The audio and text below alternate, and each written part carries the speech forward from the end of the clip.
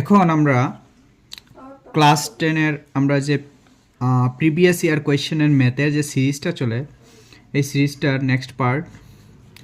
আজকে একটা কোয়েশ্চেন নিয়ে আসছি, যে কোয়েশ্চেনটা হলো 135 এবং 225-এর গসাগু নির্ণয় করো, মানে HCF নির্ণয় করতাম আমরা না।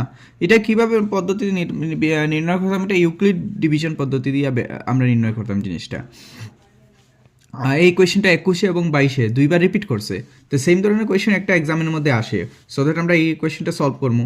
এই কোয়েশ্চেনটা সলভ করার প্রথম পদ্ধতি হলো যে সংখ্যাটা বড় আছে সেই সংখ্যাটারে আমরা প্রথমে লিখে দিই।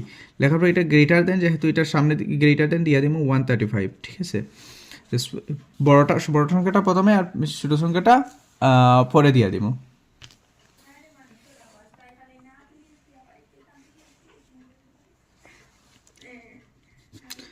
ইমপ্লাইজ, তো বড় সংখ্যাটা কি হলো 225 ইকুয়াল টু 135।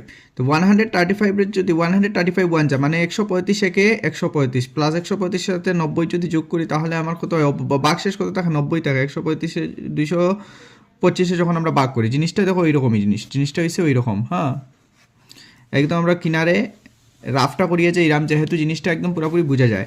দেখো এই অঙ্কটা ওই রকম হয়ে যায়। আমি 225 এইখানে কী করছি, ভাগ করলাম, কত দিয়ে ভাগ করলাম 135 দিয়ে। আমি কেন করছি 135-একে 135, আমার রিমাইন্ডার বাসছে 90, রিমাইন্ডার বাসছে কত 90, সেজন্য 135 এখানে লেখা, ওই আমার ভাগফলটা এখানে লেখা আর ভাগশেষটা এখানে লিখি। এটা হলো ইউক্লিড ডিভিশনের একটা পদ্ধতি না। ওখানে আমি কী করবো 135টারে এইখানে নিয়ে যাবো 135 ইকুয়াল টু যে আমার রিমাইন্ডার যেটা আসলো 90টারে নিয়ে যাবো এইখানে। এবং এগেইন আমি এখানে কী করবো ভাগ কর্ম জিনিসটাই ভাগ করতে গিয়ে আমি কী করবো 135-এর ভিতরে বসাইমো এবং 90-এর কী বসাইমো বাইরে বসাইমো এবং 90 দিয়ে আবার ভাগ করবো। 90 দুগুণ হলে বেশ হয়ে যায়, আবার 90-একে 90, 135 থেকে 90 যদি মাইনাস করি তাহলে আমি কত পাই 45, কত পাই 45। তো 45 পাই, যেহেতু এখানে আমি কী লিখবো, এখানে আমি লিখতে পারবো 90 135 এক ভাগফল 1 প্লাস 45, ভাগশেষ আমার কত 45, ঠিক আছে। এখন আমি কী করবো আবার ইমপ্লাইজ দিব, এই যখন 90টা এখানে আইজিব, 90টা এখানে আইজিব ইকুয়াল টু আর ভাগশেষটা এখানে আবার আইজিব, ঠিক আছে। এখন ইন্টু দিয়ে আমি এটারে ভাগ করবো, আবার ভাগ করতে গিয়ে আমি কী করবো প্রথমে তো 90-এর ভিতরে বসাইমু আর 45-এ বাইরে। এখন আমি যা দেখলাম যে 45 দুগুণা 90, 90টা আমার হয়ে গেছে। তো আমি এখানে কী করবো 45 দুগুণা 90 প্লাস 0, তো আমার রিমাইন্ডার 0 পাচ্ছে। যখন রিমাইন্ডার আমার ইউক্লিড ডিভিশনে কী হয়েছে, যখন আমার রেজাল্টটা 0 হয়ে যায় তখন আমি কীটা পাই HCF-টা পাইলাই। অতএব আমি কীটা লিখবো, অতএব 135 অ্যান্ড 225 এর HCF ইকুয়াল টু 45। HCF সবসময় এই জায়গাটা হয়, ঠিক আছে। আশা করছি বুঝা গেছে অঙ্কটা। এখানে কিনারে শুধু ভাগ করতাম, ভাগ করিয়া জিনিসটা তাড়াতাড়ি বাইর করতাম। এই অঙ্কর মধ্যে 2 মার্ক থাকে, তোমরা এই অঙ্কটা করার খুব বেশি চেষ্টা করবা ফাইনাল এক্সামিনেশন। ইউক্লিড বিভাজন পদ্ধতি প্রতিজ্ঞা ব্যবহার করে দেখাও যে কোনো যোগাত্মক অখণ্ড সংখ্যা 4q+1 বা 4q+3 আকৃতি, যেখানে কিউ একটি অখণ্ড সংখ্যা।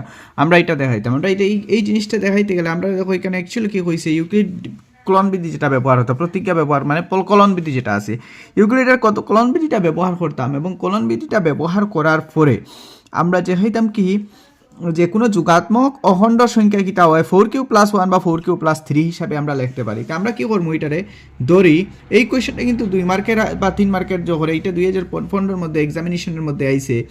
ধরি যোগাত্মক অযুগ্ম সংখ্যা ইকুয়াল টু 1, আমরা কিটা করবো যোগাত্মক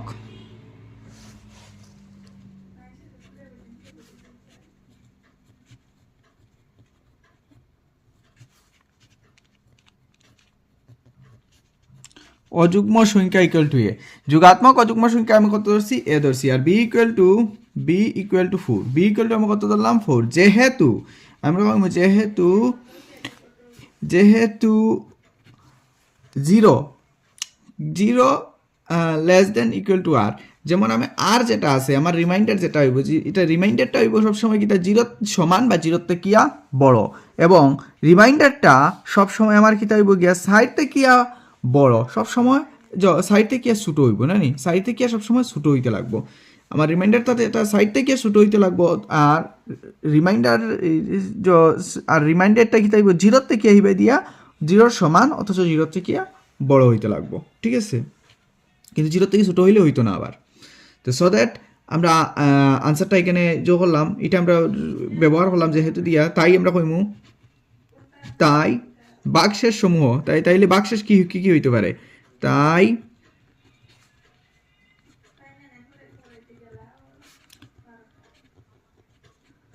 বাক্সের সমূহ আমার কি হইতে পারে 0 1 2 বা 3, 0 1 2 বা 3 আমার বাক্সের সমূহ হইতে পারে।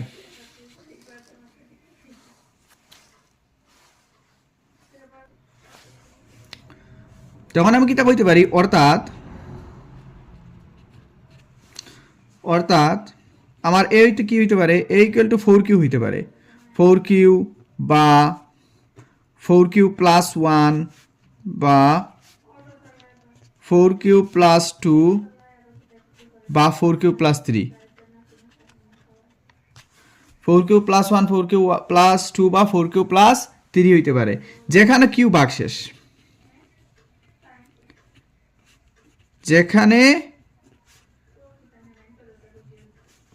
কিউ ভাগফল,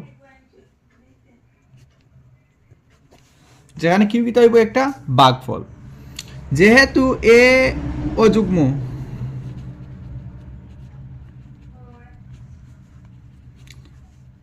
এ একটা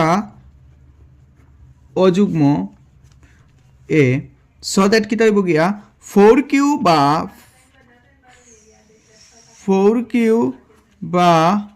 4q প্লাস 2 হইতে পারে না।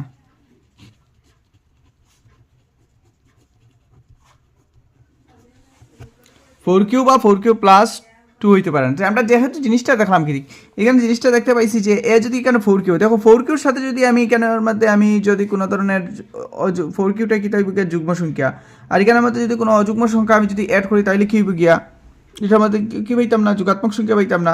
সদেটিকা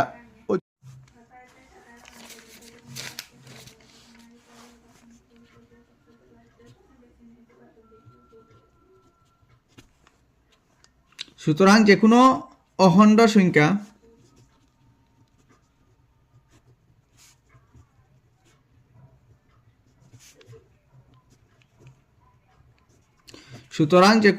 সংখ্যা ইকুয়াল টু 4q প্লাস 1 বা 4q প্লাস 3 আকারে